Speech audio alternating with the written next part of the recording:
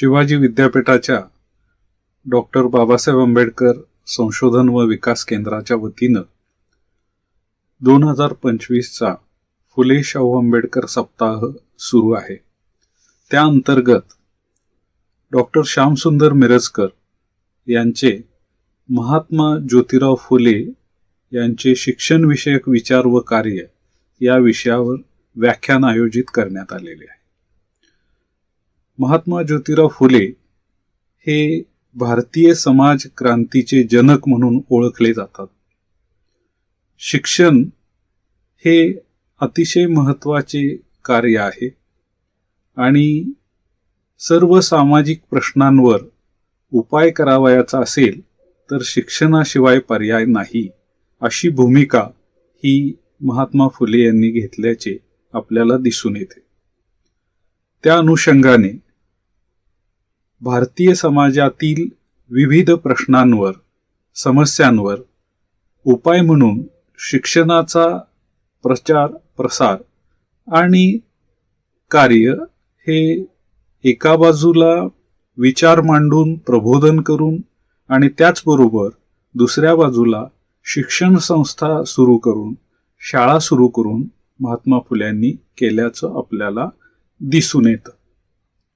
यामध्ये अतिशय महत्त्वाची गोष्ट अशी की शिक्षणाच्या सार्वत्रिकरणाची सुरुवात ही महात्मा ज्योतिराव फुले यांच्या कार्यातून झालेली आपल्याला दिसते.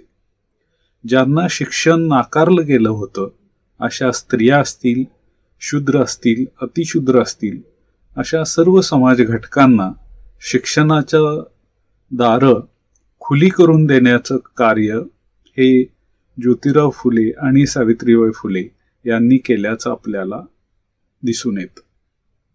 त्या अनुषंगानं आज डॉक्टर श्यामसुंदर मिरजकर हे त्यावरती एक मांडणी करणार आहेत. प्राध्यापक डॉक्टर श्यामसुंदर मिरजकर हे कला व वाणिज्य महाविद्यालय मायनी इथं मराठीचे प्राध्यापक आहेत.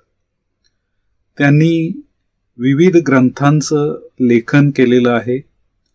अस्वस्थ शहरांच्या कविता, संत नामदेव समाजशास्त्रीय दृष्टिकोनातून विश्लेषण, त्याचबरोबर नारी जातक, समतावादी आरक्षण अशा विविध ग्रंथांचं लेखन केलंय. त्यामध्ये संत नामदेवांच्यावरील त्यांचा ग्रंथ महाराष्ट्रभर गाजलेला आहे. त्याचबरोबर त्यांना अनेक पुरस्कार सुद्धा प्राप्त झालेले आहेत. त्याच्यामध्ये यशवंतराव चव्हाण पुरस्कार असेल, विशाखा पुरस्कार असेल, असे अनेक पुरस्कार त्यांना प्राप्त झालेले आहेत. त्याचबरोबर ते एक सव्यसाची संशोधक सुद्धा आहेत, ज्याच्यासाठी शिवाजी विद्यापीठानं त्यांच्या प्रबंधाला पारितोषिक देऊन गौरवलेलं आहे. आणि नुकताच शिवाजी विद्यापीठ मराठी परिषदेने सुद्धा एक आदर्श शिक्षक म्हणून, त्यांना गुणवंत शिक्षक म्हणून गौरवलेला आहे असं आपल्याला दिसून येतं.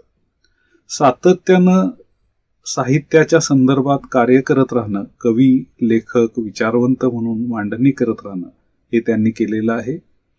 आणि या अनुषंगानं आजचं हे व्याख्यान आपल्याला उद्बोधक असं ठरेल अशी मी अपेक्षा करतो. नमस्कार. शिवाजी विद्यापीठ कोल्हापूर अंतर्गत डॉक्टर बाबासाहेब आंबेडकर संशोधन व विकास केंद्र यांच्या वतीनं प्रतिवर्षी शाहू फुले आंबेडकर सप्ताहाचं आयोजन केलं जातं.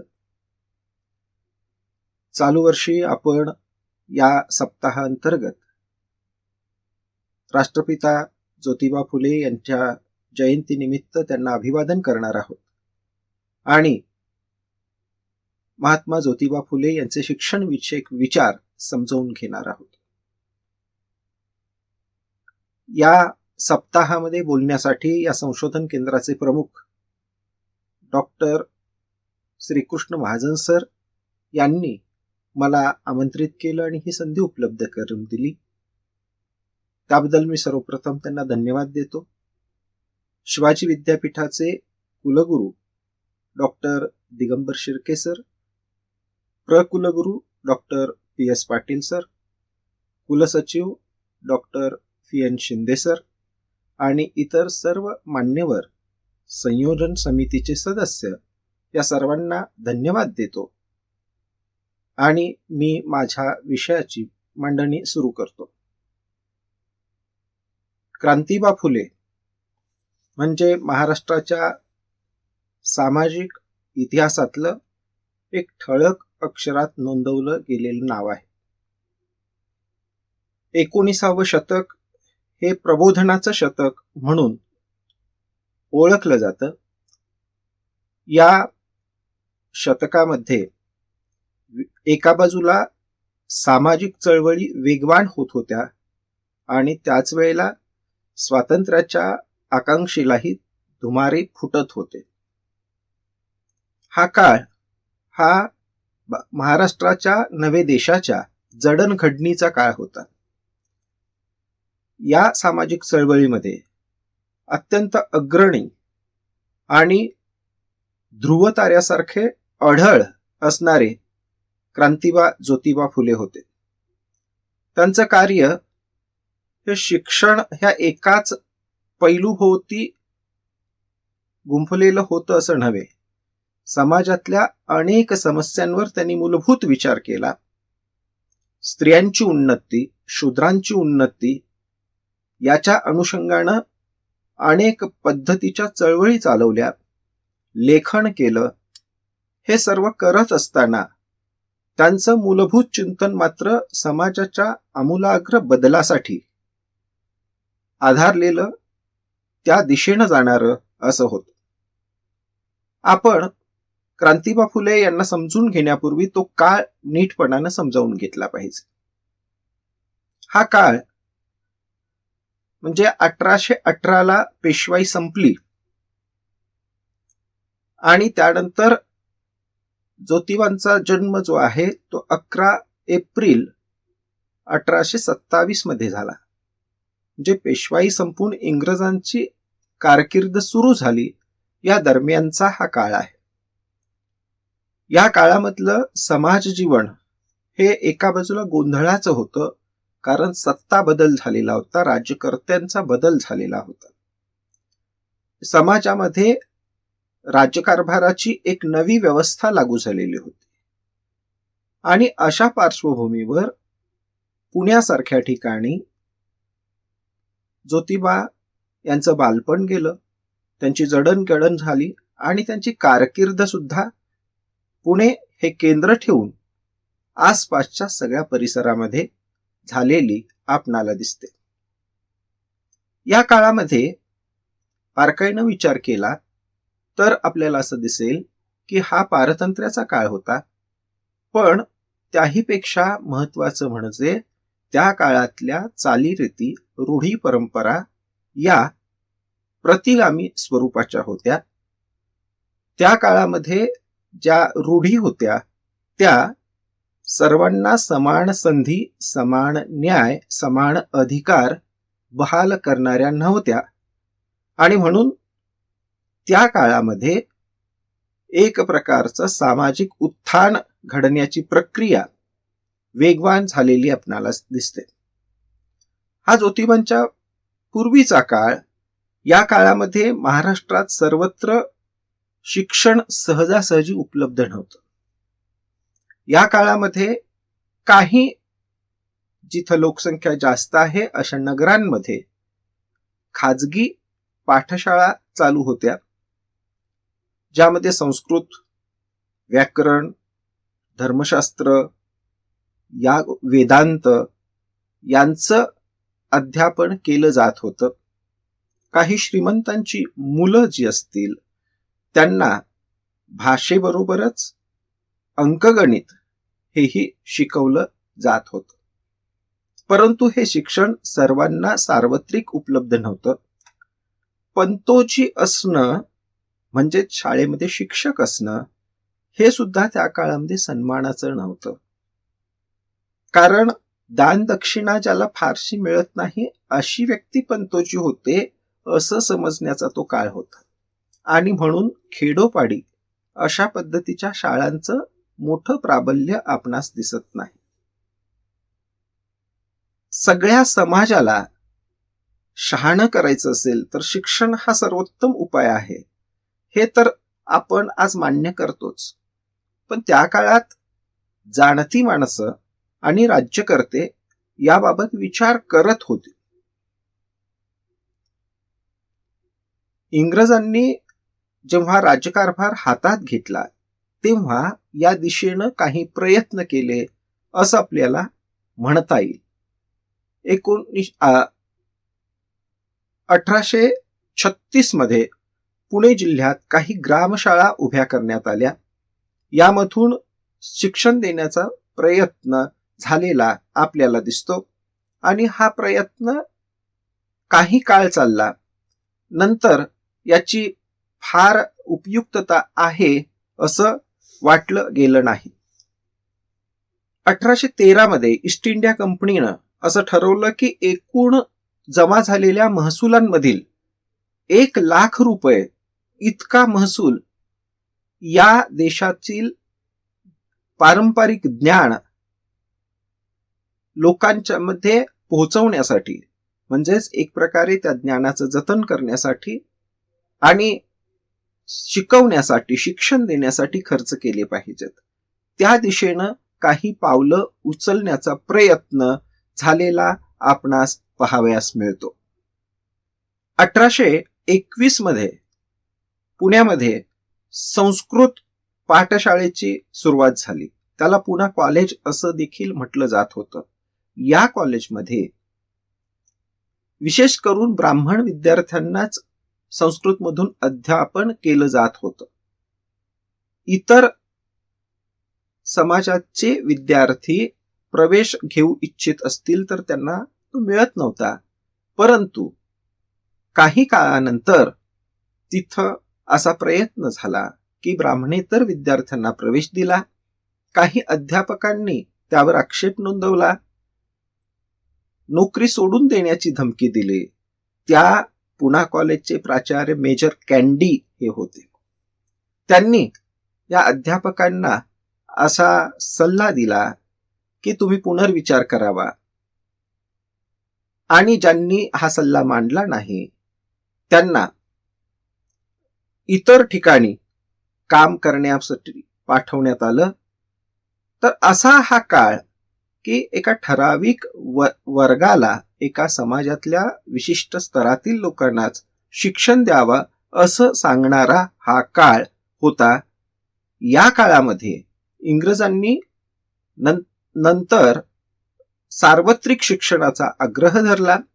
या आग्रहातून असा विचार पुढे आला की भारतातल्या लोकांना जे शिक्षण द्यायचं ते इंग्रजी साहित्य आणि इंग्रजी संस्कृतीचं द्यायचं, आणि तशा पद्धतीच्या शाळा उघडण्याचा प्रयत्न सर्वत्र झालेला आपणास दिसतो. 7 मार्च 1835 रोजी लॉर्ड बेटिंग यांनी युरोपियन वाङ्मय आणि शास्त्र भारतीयांना शिकवण्याच्या संदर्भामध्ये एक धोरण आखलं. या धोरणांतर्गत सुरू झालेल्या शाळा म्हणजेच बहुजन समाजातील विद्यार्थ्यांसाठी ज्ञानाचं दरवाजे किलकिले होत उघडे होण्याचा हा काळ मानला जातो. याच काळामध्ये गोविंदराव फुलेंनी, म्हणजे ज्योतिबांच्या वडिलांनी, आपल्या मुलग्याला शाळेमध्ये पाठवलं आणि त्यांना या इंग्रजी मिशनरी शाळेमध्ये एका अर्थानं प्रवेश मिळाला. नव्या जगाचं दर्शन, नव्या ज्ञानाचं दर्शन त्यांना घडलं असं आपणास म्हणता येतं. ज्योतिबा फुले यांच्या जीवनाचा कालखंड बघितला तर शिक्षणाच्या संदर्भानं त्यांनी जे शिक्षण पहिल्यांदा घेतलं ते 1834 ते 38 हा काळ हा त्यांच्या प्राथमिक शिक्षणाचा आहे. त्यानंतर त्यांचं लग्न झालं. पुन्हा 1841 ते 1847 या कालखंडामध्ये त्यांनी माध्यमिक शिक्षण घेतलं. इथं त्यांना इंग्रजी शिक्षण मिळालं आणि मिशनरियनच्या संपर्कामध्ये आल्यानंतर एका नव्या विचाराची, मानवतावादी विचाराची त्यांना ओळख पडली. थॉमस पेन यांचं राईट्स ऑफ मॅन हे पुस्तक त्यांनी याच कालखंडात वाचलं आणि माणसाला कशा पद्धतीचे अधिकार असायला हवेत याचा एक आदर्श वस्तुपाठ त्यांच्या डोक्यामध्ये निर्माण झाला, तयार झाला. आपल्या आजूबाजूला पाहत असणारं समाज वास्तव वेगळं आणि आपण शिकत आहोत ते त्यामधला आदर्श समाज वेगळा, असं चित्र त्यांना दिसत होतं. सगळीकडे अज्ञान, अंधकार, अस्पृश्यता, शिवाशिव या गोष्टींचं प्रस्थ माजलेलं असताना या सगळ्या समाजाचं भलं कशामध्ये आहे, हित कशामध्ये आहे, असा विचार त्यांना करावा लागला. आणि हे करत असताना त्यांना असं दिसलं, असं लक्षात आलं की हे चित्र, ही स्थिती बदलवायची असेल तर आपल्याला आमूलाग्र प्रयत्न करायला पाहिजेत. ज्या समस्येचं मूळ कुठं आहे ते तपासायला हवं आणि ते मूळ हे अज्ञानामध्ये आहे, ते अविद्येमध्ये आहे. हा समाज अनेक बाबतीमध्ये ज्ञानापासून वंचित आहे, त्याला सत्य माहित नाहीये. अनेक प्रकारच्या अंधरूढी परंपरा तो जपतो आहे आणि हे सगळं दूर करायचं असेल तर ज्ञानाचा प्रकाश त्यांच्यापर्यंत पोहोचला पाहिजे. आणि असा विचार करून त्यांनी एतद्देशीयांची पहिली शाळा 1848 मध्ये पुण्यातल्या भिडेवाडा इथं सुरू केली. हे सुरू करत असताना त्यांनी एक खरं तर शिक्षण संस्था स्थापन केली. त्या शिक्षण संस्थेचं नाव नेटिव्ह फिमेल स्कूल असं होतं. याचे अनेक विश्वस्त होते, ट्रस्टी होते आणि त्या सगळ्यांच्या सहकार्यानं अनेक शाळा या काळामध्ये काढण्यात आलेल्या आपल्याला दिसतील. त्यांनी शाळा सुरू केली खरी, मुलींना शिकवणं हेही सुरू केलं, पण त्याच काळामध्ये त्यांच्यावर काही आपत्ती आलेली आपणास दिसते. ही आपत्ती कुणाची, कुठल्या प्रकारची? तर तो काळ असा होता की मुलींना, स्त्रियांना शिक्षणाच्या बंदीचा तो काळ होता. आणि अशा पद्धतीचं स्त्री शिक्षण सुरू केल्यामुळं गोविंदराव फुले, ज्योतिबांचे वडील, यांच्यावर सनातनी लोकांनी अशा पद्धतीचा दबाव वाढविला की तुम्हाला, तुमच्या मुलाला अशा पद्धतीचं काम बंद करायला भाग पाडलं पाहिजे. जर त्यांनी अशा पद्धतीचं काम चालूच ठेवलं तर आम्ही तुम्हाला बहिष्कृत करू, आम्ही तुम्हाला वाळीत टाकू, परिणाम गंभीर होतील. आणि अशा पद्धतीची भीती घातल्यामुळे गोविंदराव फुलेंनी आपल्या मुलाला असं सांगितलं की बाबा रे, तुला एकतर या घरात राहावं लागेल किंवा ते काम चालूच ठेवायचं असेल तर घर सोडून जावं लागेल. खरं तर हा प्रसंग अत्यंत बाका होता. ज्योतिबा फुलेंचं वय त्यावेळेला अवघ 22 वर्षांचं होतं. पत्नीला सोबत घेऊन ते शिक्षण या समाजातल्या तळागाळातल्या वर्गाला मिळावं यासाठी धडपडत होते. पण त्यावेळेला त्यांनी अत्यंत निर्धारपूर्वक आपल्या वडिलांना सांगितलं की मी हाती घेतलेलं काम आता बंद करणार नाही, मला घर सोडावं लागलं तरी चालेल. आणि तशा पद्धतीनं घर त्यांनी सोडलं. एका मुस्लिम मित्राच्या घरामध्ये काही काळ आश्रय घेतला आणि आपलं काम मात्र चालूच ठेवलं. हे काम हे कधीही बंद न होण्यासाठी होतं. शिक्षण त्यांनी जे काही मुलींसाठी सुरू केलं त्याच्यामध्ये अनेक प्रकारचे अडथळे आणण्याचे प्रयत्न झाले. त्यातला पहिला प्रयत्न होता की मुलींना एक तरुण मुलगा शिकवतो हीच समस्या आहे, काही तरुण शिक्षक शिकवतात हीच समस्या आहे, तुमच्या मुलींचं भलं होणार नाही. आणि मग अशा काळामध्ये ज्योतिबांनी आपल्या पत्नीला शिकवून तयार केलं. इतकंच नव्हे तर अहमदनगरच्या ट्रेनिंग स्कूलमध्ये त्यांचा प्रवेश घेतला. रीतसर शिक्षिका म्हणून त्यांनी ट्रेनिंग घेतलं आणि त्यानंतर आद्य शिक्षिका म्हणून सावित्रीबाई फुले यांनी काम करायला सुरुवात केली असं आपल्याला दिसतं. त्या भारतातल्या पहिल्या शिक्षिका, आद्य शिक्षिका, आद्य मुख्याध्यापिका म्हणून ओळखल्या जातात. अत्यंत निष्ठेनं त्यांनी ते काम केलेलं आहे आणि पूर्णत्वास नेलेलं आहे असं सुद्धा आपल्याला दिसतं. ही अत्यंत खडतर अशी तपश्चर्या होती. सावित्रीमाईंना घरापासून शाळेपर्यंत जात असताना लोकांचे शिव्याशाप ऐकून घ्यावे लागत होते. शेनगोळे आणि चिखल लोक अंगावर फेकत होते. त्यामुळं काही वेळेला त्यांना आपल्या अंगावरची साडी जी चिखलानं घाणीनं माखलेली आहे ती शाळेत गेल्यानंतर बदलायला लागत होती. अशा इतक्या प्रतिकूलतेमध्ये सुद्धा त्यांनी हा ध्यास न सोडता मुलींना शिकवणं सुरू केलं. या फुले दाम्पत्यांनी केलेले प्रयत्न किती मोलाचे होते, किती चिवटपणाचे होते याचा जर विचार केला तर आपल्या लक्षात येतं की त्यांनी त्या नंतरच्या 10 वर्षांच्या सर्वसाधारणतः काळामध्ये हे ज्ञानदानाचं काम चालूच ठेवलं, पण जवळजवळ वेगवेगळ्या ठिकाणी 18 शाळा सुरू केल्या. त्यामध्ये वेगवेगळे अनेक शिक्षक शिकवू लागले. विनामोबदला फुले दाम्पत्यांनी या शाळांमध्ये काम केलं. हे शिक्षण देण्याचं व्रत जे अंगीकारलेलं होतं ते तडीस जाण्यासाठी प्रयत्न केले. प्रारंभीच्या काळामध्ये त्यांना मदत करणारे किंवा शिकवणारे ब्राह्मण शिक्षक त्यांच्या सोबत होते, हेही आपण आवर्जून लक्षात घेतलं पाहिजे.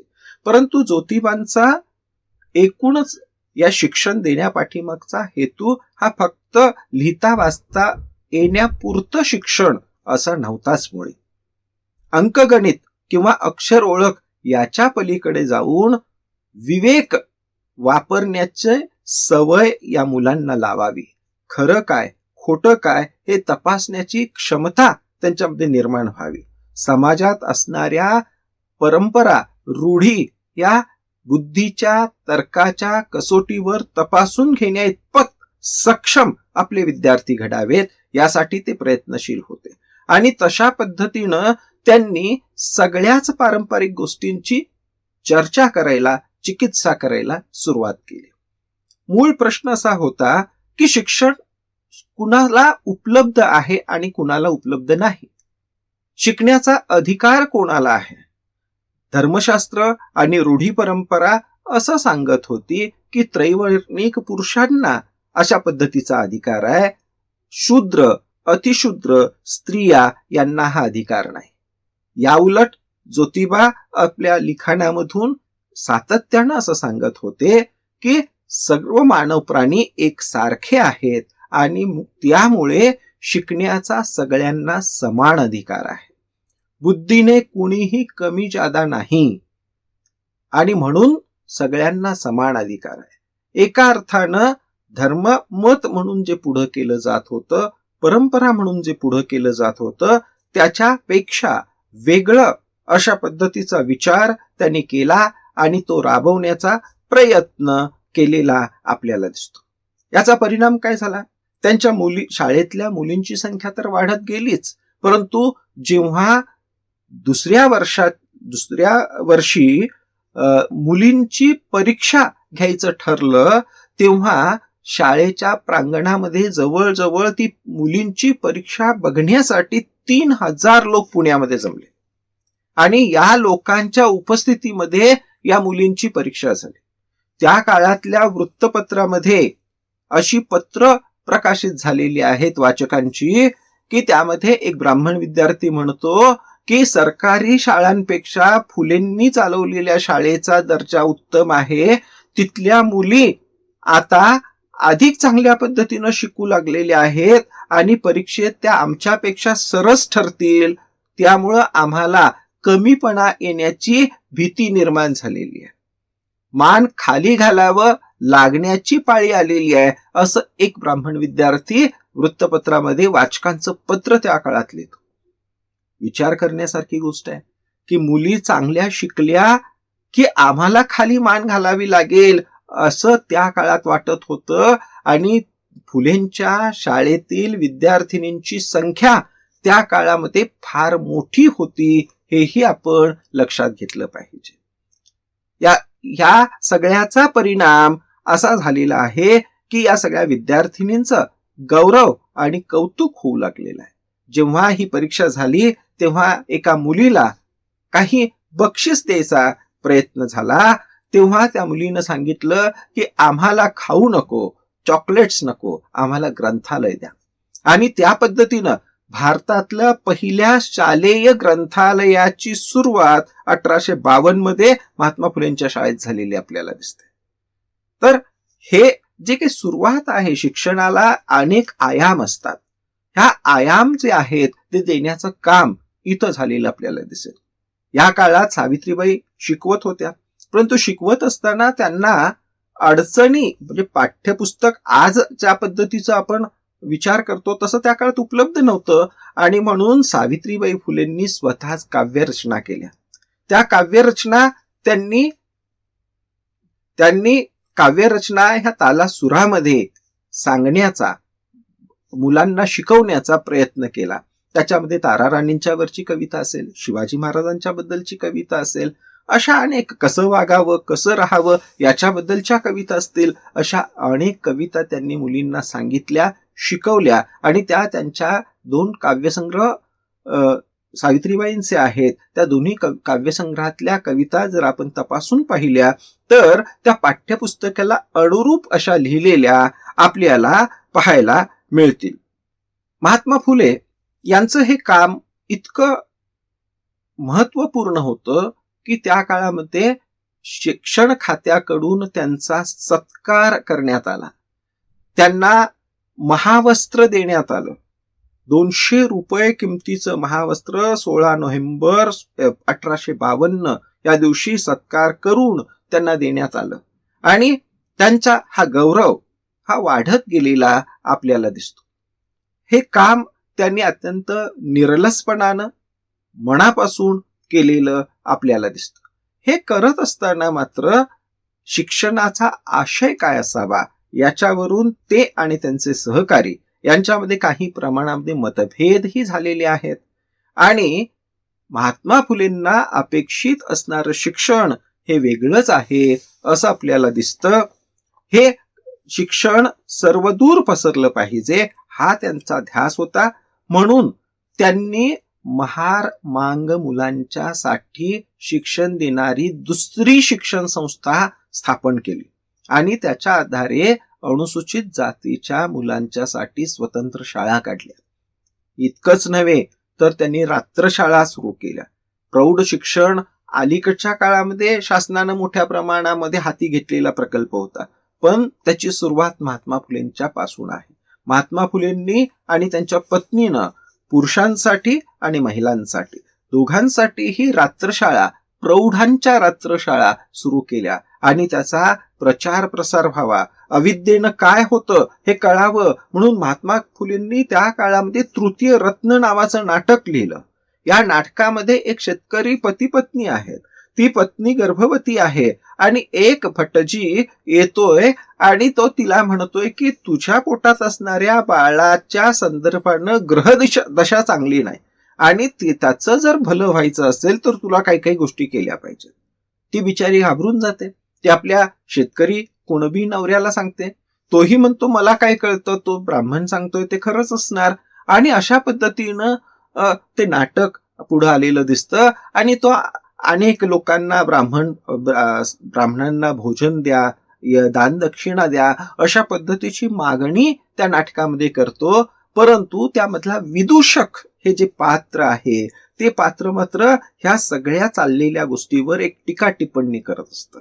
कशा पद्धतीनं या अज्ञ असणाऱ्या कुणबी पती पत्नींना फसवायचं चाललेलं आहे आणि हे किती भोळे भाबडेपणानं त्याच्या खोट्या गोष्टीवर विश्वास ठेवत आहेत अशा पद्धतीचं भाष्य तो त्या नाटकामधला विदूषक करतोय. आणि या नाटकाची शेवट जो आहे, समारोप जो आहे तो मात्र एका अत्यंत कलात्मक पद्धतीनं झालेला आहे. तो एक विशेष संदेश देणार आहे. शेवटी हा पती आपल्या पत्नीला म्हणतो की चल तूही वाढून घे, आपण दोघं जेवूया. आणि त्या ज्योतिबानं आणि सावित्रीबाईनं सुरू केलेल्या रात्रीच्या शाळेमध्ये शिकायला जाऊ म्हणजे आपली फसवणूक होणार नाही अशा पद्धतीचा संदेश. तर त्या काळामध्ये स्त्री पुरुष समानतेचं चित्र नव्हतंच. नवरा बायको उघडपणानं सोप्यात, घराच्या सोप्यामध्ये बोलत बसलेलं त्या काळामध्ये लोकांना मान्य होत नव्हतं. जेवण पती पत्नींनी एकत्र करणं हे त्या काळात मान्य नव्हतं. नवऱ्यानं जेवल्यानंतर मगच पत्नीनं जेवायचं आहे असा तो काळ होता. अशा काळात एक प्रागतिक विचार फुले आपल्या नाटकामधून मांडतात आणि हा शिक्षणाचा विचार सर्वदूर पोहोचला पाहिजे यासाठी प्रयत्न करतात असं आपल्याला दिसतं. या पद्धतीनं काम करत असताना त्यांनी अर्धवेळ शिक्षक म्हणून मिशनऱ्यांच्या शाळेतही काम केलं. कालांतरानं त्यांनी शिक्षण संस्थेतलं आपलं कामकाज आहे ते थांबवलं आणि इतरही वेगवेगळी कामं केली. आणि यानंतर एक मोठा भाग आपल्याला दिसेल तो म्हणजे हंटर कमिशन समोर जे निवेदन ज्योतिबांनी दिलेलं आहे ते आपल्याला अत्यंत महत्वाचं असं दिसेल. ज्योतिबांनी शिक्षणाच्या बद्दलचे आपले विचार वेगवेगळ्या पद्धतीने व्यक्त केलेले आहेत.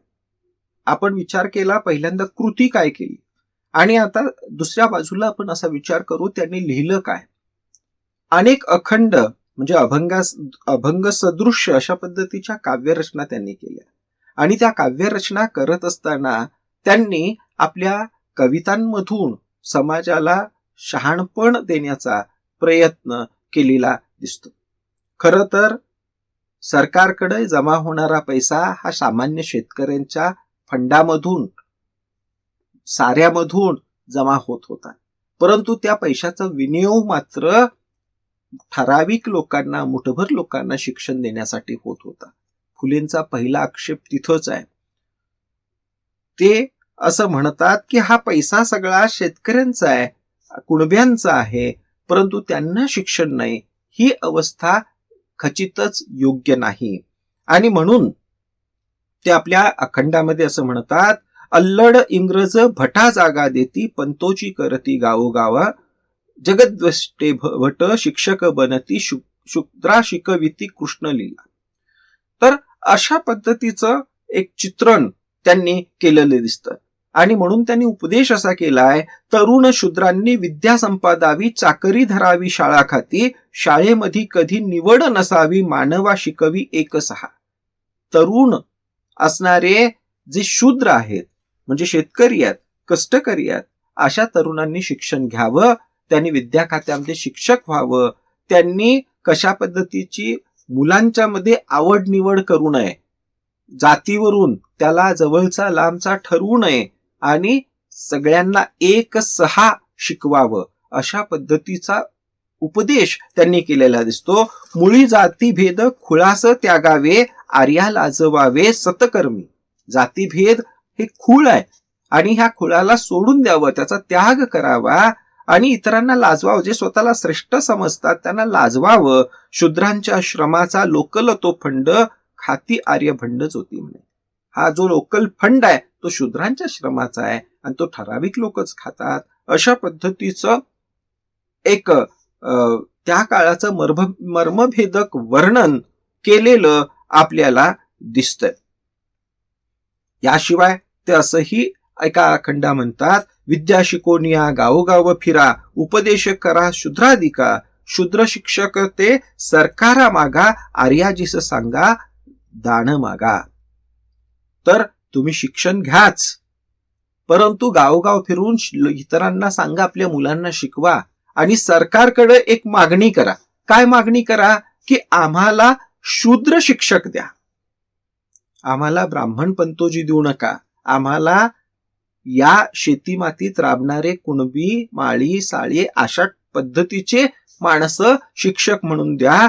कारण शूद्र मुला शाळेत घालावे, सुशील करावे सर्व कामी, शूद्राजीनो फंड कोणा कोणा द्यावे, धुर्तास पोसावे ज्योती. तर अशा पद्धतीची एक भूमिका त्यांनी केलेली दिसते.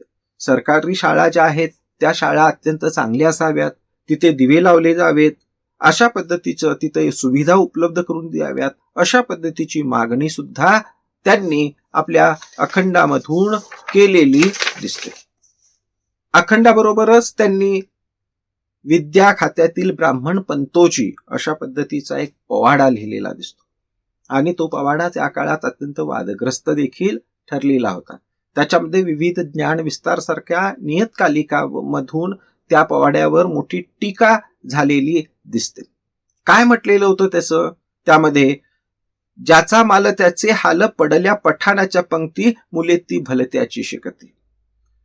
माळी कुणबी शेती खपून करती, पट्टीची भरती, मिळेना लंगोटी पुरती. लहान चिटुकली पोरे करती, ढोरांच्या वळती, जोडी नाही पाया पोळती.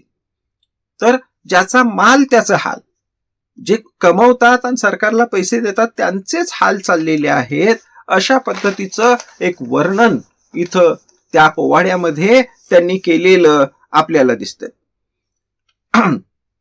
हे पंतोजी जे आहेत शाळेत शिकवणारे, ह्या पंतोजींच्या वर महात्मा फुलेंनी अतिशय कटाक्ष ठेवलेला दिसतो. त्याचं कारण असं की हे पंतोजी स्वतः थोडेसे आळशी पद्धतीचे, कामचुकार अशा पद्धतीचे आहेत असं फुलेंचं निरीक्षण होतं. आणि त्यातही पुन्हा ती पंतोजी जातीभेद करतात, शूद्रांच्या पोरांना डोळे वटारतात, स्वतःच्या स्वजातीच्या मुलांना जास्त प्रेमानं शिकवतात आणि त्यांना उच्च दर्जा करण्यास प्राप्त करतात असं त्यांना वाटत होतं. स्वजातीचे चुकती परतोनी करती समजुती, शिक्षा बोधाने करती, परकी मुले चुकता चापट्या गुद्धे मारिती, जोराने कान पिळती, शूद्र लेकरा मुकामार देऊन पळविती, ठेविती संख्येची भरती, शाळा वरला वरिष्ठ येता चोंबडकी करती, करावा आर्जव तो किती. तर अशा पद्धतीचं चित्र त्या काळामध्ये होतं. आणि येणारा जो शाळा तपासणी इन्स्पेक्टर आहे तोही त्याच जातीचा असल्यामुळे तो त्या पंतोजीचा गौरव करतो असं त्यांनी सांगितलेलं होतं. आणि म्हणून याच पोवाड्यामध्ये त्यांनी मागणी अशी केलेली दिसते, नेमा गुरु अन्य जातीचे, नमुने सात्विक ज्ञानाचे, शिकवी काम पंतोजीचे, निव्वळ माळ्या कुणब्यांचे. सात्विक ज्ञानाचे पुतळे असणारे शिक्षक करा, ही त्यांची मागणी आहे. त्यांना ट्रेनिंग द्या, अनट्रेन्ड शिक्षण असू नयेत, ही त्यांची मागणी दिसते. आणि तशा पद्धतीनं ते केलेले आहेत. तर हा सगळा एकूणच फुलेंनी केलेला शिक्षणासाठीचा प्रयत्न आणि प्रयास बघितलं तर त्यांची दिशा काय होती हे आपल्याला स्पष्ट होतं. त्यांना असं वाटत होतं की शिक्षणानं फक्त लेखन वाचन इतकंच येऊ नये, तर त्याच्या पलीकडे जाऊन एक शहाणपण यावं, एक विवेक यावा आणि आपल्या ज्या वाईट चुकीच्या चालीरीती परंपरा आहेत त्या परंपरांचा त्याग करून नव्या पद्धतीचं जीवनमान सुरू व्हावं, यासाठी खरं तर हे शिक्षण असायला पाहिजे. ह्या शिक्षणाचं हे जे मर्म आहे ते फुलेंनी एका अखंडामध्ये खूप चांगल्या पद्धतीनं सांगितलेला आहे. आणि तो सर्वश्रुत अशा पद्धतीचा. काय सांगितलं त्यांनी? सांगितलं की आपला सगळा जो शूद्र किंवा बहुजन समाज जो आहे, या समाजाच्या एकूणच आजच्या वाईट स्थितीचं मर्म कुठं आहे, कशामुळं हे सगळे बहुजन जे आहेत तर ते आहेत अविद्येमुळे. हे अविद्या हेच सगळ्या समस्यांचं मूळ आहे हे त्यांनी. आणि म्हणून त्यांनी एक अखंड रचलेला आहे, विद्येविना मती गेली, विद्येविना मती गेली, मतीविना नीती गेली, नीतीविना गती गेली, गतीविना वित्त गेले, वित्ताविना शूद्र खचले, इतके सारे अनर्थ एका विद्येने केले. तर हा जो विचार आहे हे सूत्र म्हणजे एकूण भारतीय शिक्षण पद्धतीच्या आमूलाग्र बदलाचं सूत्र आहे. कारण विद्येविना मती गेली, विचार करण्याची क्षमताच जी आहे ती गमावून बसण्याचा काळ तो होता. विद्याच नाही आहे, मती गेली. आणि मती विना नीती गेली, म्हणजे कसं वागावं कसं वागू नये हा विवेक म्हणजे नीती आहे.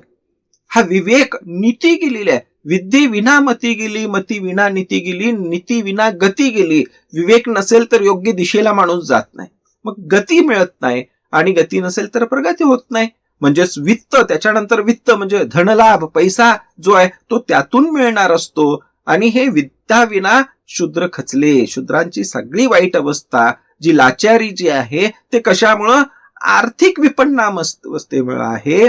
काही मुठभर लोक शिक्षणाच्या माध्यमातून स्वतःच भलं कसं व्हावं, स्वतःलाच दानदक्षिणा मिळाव्यात, स्वतःलाच सगळे आर्थिक लाभ मिळावेत, मोठी मानाची हुद्द्याची जागा मिळाव्यात आणि एकमेकांचं भलं करत राहावं, अशा पद्धतीची योजना करतात. फुलेंना असं वाटतं की संख्येच्या प्रमाणामध्ये हे सगळ्यांना वाटून दिलं पाहिजे. हुद्द्याच्या जागा सुद्धा, शिक्षकांची पदं सुद्धा संख्येच्या प्रमाणामध्ये वाटून दिलं पाहिजे, ही मागणी त्यांनी केलेली आहे. हंटर आयोगासमोर दिलेली साक्ष या दृष्टीनं अत्यंत महत्वाची आहे असं आपणास म्हणावं लागेल. महात्मा फुलेंनी 1858 मध्ये शाळा व्यवस्थापन समितीमधून ते बाहेर पडले. पण त्यानंतर महाराष्ट्रात आलेले हंटर यांच्या शिक्षण आयोगासमोर त्यांनी आपले एक निवेदन सादर केलेलं आहे. ते निवेदन इंग्रजीमधून सादर केलेलं आहे. 19 ऑक्टोबर 1882 मध्ये त्यांनी ते निवेदन सादर केलेलं आहे. आणि या निवेदनामध्ये त्यांनी अशी मागणी केलेली आहे की प्राथमिक शिक्षण हे मोफत आणि सक्तीचं असलं पाहिजे. सगळ्यात पहिली जी मागणी महात्मा फुलेंची आहे ती ही आहे. कारण त्या काळामध्ये एक अशा पद्धतीची धारणा होती की शिक्षणाचा साठी राखून ठेवण्यात आलेला पैसा हा विशेष करून उच्च शिक्षणासाठी वापरण्यात यावा. आणि दुसरी एक पद्धत अशी मांडली जात होती की समाजातल्या वरच्या वर्गाला शिक्षण द्यावं आणि मग ते हळूहळू झिरपत खालच्या वर्गापर्यंत पोहोचेल. हा झिरप सिद्धांत जो म्हणतो, यावर फुलेंचा आक्षेप आहे. कारण भारतातली परिस्थिती तशी नाही. वरिष्ठ जातीची लोक आपल्या जातीला मिळालेल्या विशेष गोष्टी इतर जातीला मिळू नयेत यासाठीच कटाक्षानं प्रयत्न करताना दिसतात. हे त्या काळातलं वास्तव होतं. आणि म्हणून फुलेंनी अशी मागणी केलेली दिसते की प्राथमिक शिक्षण हे सक्तीचं व्हायला पाहिजे, ते मोफत असायला पाहिजे. त्याच्यासाठी ज्या शिष्यवृत्त्या दिल्या जातात त्या पुन्हा जे वर्षानुवर्ष पिढ्याने पिढ्या शिक्षण घेत आहेत त्यांनाच मिळत आहेत. ज्यांच्या घरात शिक्षण नाही किंवा ज्यांची पहिली पिढी शिक्षण घेते त्यांना शिष्यवृत्ती मिळण्याची काही व्यवस्था करता येते का, हे फुलेंना त्या काळामध्ये अभिप्रेत होतं.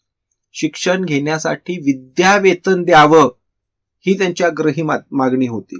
आणि फुले स्वतः जेव्हा शाळा चालवित होते तेव्हा स्वतःच्या शाळेत येणाऱ्या विद्यार्थ्यांना ते विद्यावेतन देत होते, पगार देत होते. ही महत्वाची गोष्ट आहे. त्यांच्याकडं जी विद्यार्थी येत होते, शिकत होते. आणि म्हणून आपल्याला असं दिसेल की फुलेंच्या शाळेत शिकलेले अनेक विद्यार्थी पुढं स्वतःचा नावलौकिक करताना दिसतात. ताराबाई शिंदे हे त्यातलं एक ठळक नाव आहे. तानुबाई बिरजे हे त्यातलं एक ठळक नाव आहे. की अशा पद्धतीच्या स्त्रियांनी लेखिका म्हणून, पत्रकार म्हणून, संपादिका म्हणून काम केलेलं आपल्याला दिसतंय.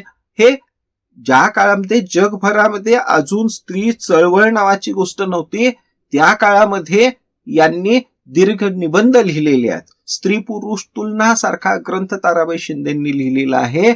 आणि स्त्री आणि पुरुषांची तुलना जागतिक पातळीवर ज्याला आज एक अत्यंत महत्वाचं पुस्तक म्हटलं जातं ते फुलेंच्या या शिक्षणातून आलेलं दिसतं.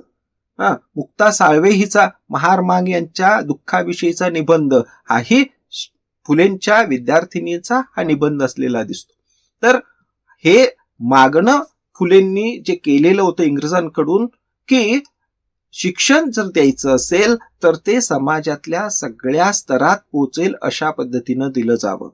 परंतु हंटरनी फुलेंच्या या निवेदनाला फारसं महत्व दिलं नाही. आणि म्हणून नंतर फुलेंनी हंटर यांना इथली समाजस्थिती कळली नाही असा आक्षेप आपला नोंदवलेला दिसतो. तर फुलेंचं शिक्षण विषयक कार्य हे असं एक व्यापक सूत्रामध्ये बांधलेलं आपल्याला दिसतं. त्यांचं शिक्षण फक्त अक्षर ओळख आणि अंकगणित इतक्यापुरतं मर्यादित अजिबात नव्हतं. त्यांचं शिक्षण हे अन्याय कसा होतोय, का होतोय, कुणाकडून होतोय, तो रोखायचा कसा आणि सन्मानानं जगायचं कसं हे सांगणारं शिक्षण त्यांना अभिप्रेत होतं. म्हणजेच शिक्षणातून विवेकनिष्ठा, शिक्षणातून तर्कशुद्ध विचार, शिक्षणातून बुद्धिनिष्ठता आणि शिक्षणाच्या माध्यमातून चिकित्सा, सगळ्या प्रकारची चिकित्सा, आणि सगळ्या चिकित्सांची सुरुवात धर्मचिकित्सेनं होते, तर धर्माच्या रूढी परंपरांची सुद्धा चिकित्सा हे फुलेंना अभिप्रेत होतं. हे सगळं करणं म्हणजे शिक्षण आहे. शिकलेल्या पिढीनं, त्या काळामध्ये जी पहिली पिढी शिकायला लागली होती त्या शिकलेल्या पिढीनं याकडे लक्ष द्यावं अशी सुद्धा त्यांची अपेक्षा होती. पण अर्थातच शिकलेली ही जी पिढी होती, नवशिक्षित झालेली त्या काळातली बहुजन समाजातली पिढी होती, जी नोकऱ्यांवर लागली, पदांवर लागली, ती सुद्धा भित्री निपजली असं फुलेंचं त्या काळातलं निरीक्षण आहे. ते त्या काळात चाललेल्या सगळ्या चुकीच्या गोष्टींच्या संदर्भातलं आपला आक्षेप नोंदवत नाहीत, हे फुलेंचं निरीक्षण आहे आणि फुलेंनी त्याच्यावर सडकून टीका केलेली आहे. तर एकंदर फुलेंना अभिप्रेत असणारं शिक्षण हे माणसाच्या बौद्धिक, माणसाचा सामाजिक आणि नैतिक विकास करणारं शिक्षण होतं. त्यांचं शिक्षण हे समाजाच्या सर्व स्तरातल्या लोकांसाठी होतं. शूद्रातिशूद्र आणि स्त्रिया हा त्यांच्या शिक्षण विचाराचा केंद्रबिंदू होता. ज्यांना मिळालेलं नाही आणि शिक्षणामुळं ज्यांना जनावरांपेक्षा हीन वागणूक दिली जाते त्यांना शिक्षित करावं आणि त्यांना सन्मानानं पुढे आणावं अशी त्यांची अपेक्षा होती. अर्थातच आपण असं पाहतो की फुलेंचा हा विचार नंतर शाहू महाराजांनी उचलून धरला. त्यांनी कोल्हापूरमध्ये अनेक बोर्डिंग स्कूल्स काढले, हाऊसेस काढले आणि त्याच्यावर शाळा काढल्या, अनेक वेगवेगळ्या जातींसाठी काढल्या, वेगवेगळ्या जातींना शिकायला प्रोत्साहन दिलं आणि त्याच्यानंतर आपल्याला असं दिसतं की बाबासाहेब आंबेडकर हे नेतृत्व इथल्या माणगाव परिषदेमधून पुढं आलेलं आपल्याला दिसतंय.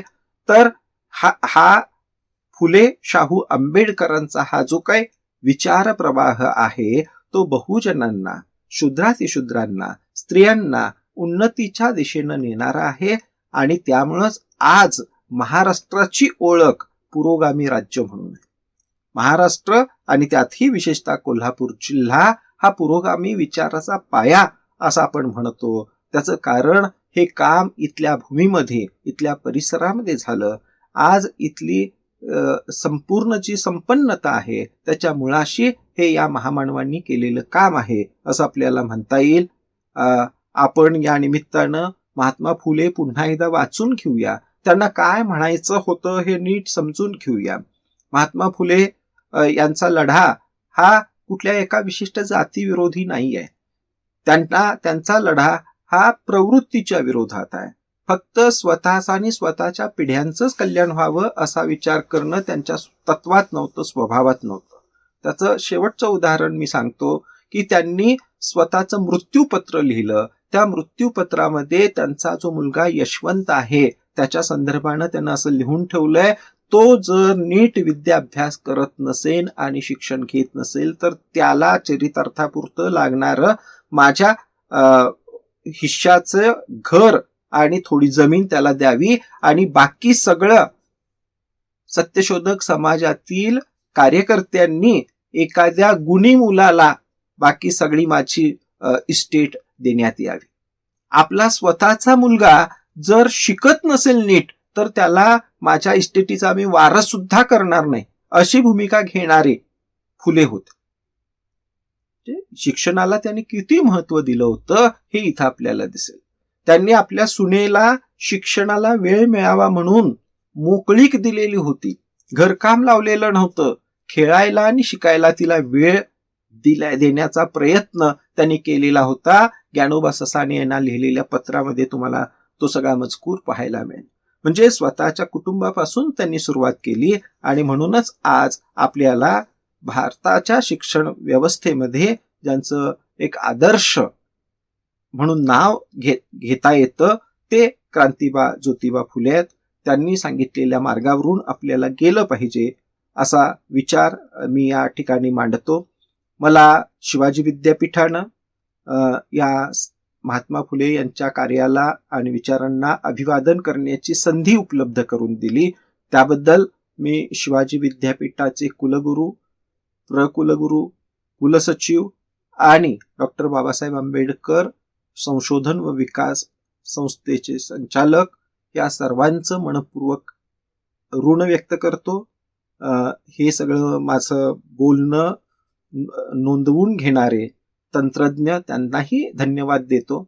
आणि आपण सगळे जे शाहू फुले आंबेडकर यांच्यावर मनापासून प्रेम करता आणि त्यांच्या विचाराचे पायीक होण्याचं काम करता असे श्रोत्यांना या फुले जयंतीच्या शुभेच्छा देतो. आपल्याला हा विचार नीट समजून समाजापर्यंत पोहोचवला पाहिजे याची एक जाणीव करून देतो आणि थांबतो. धन्यवाद. आत्ताच आपण डॉक्टर श्यामसुंदर मिरजकर यांचं महात्मा ज्योतिराव फुले यांचे शिक्षणविषयक विचार आणि कार्य याबाबतचं व्याख्यान ऐकलं.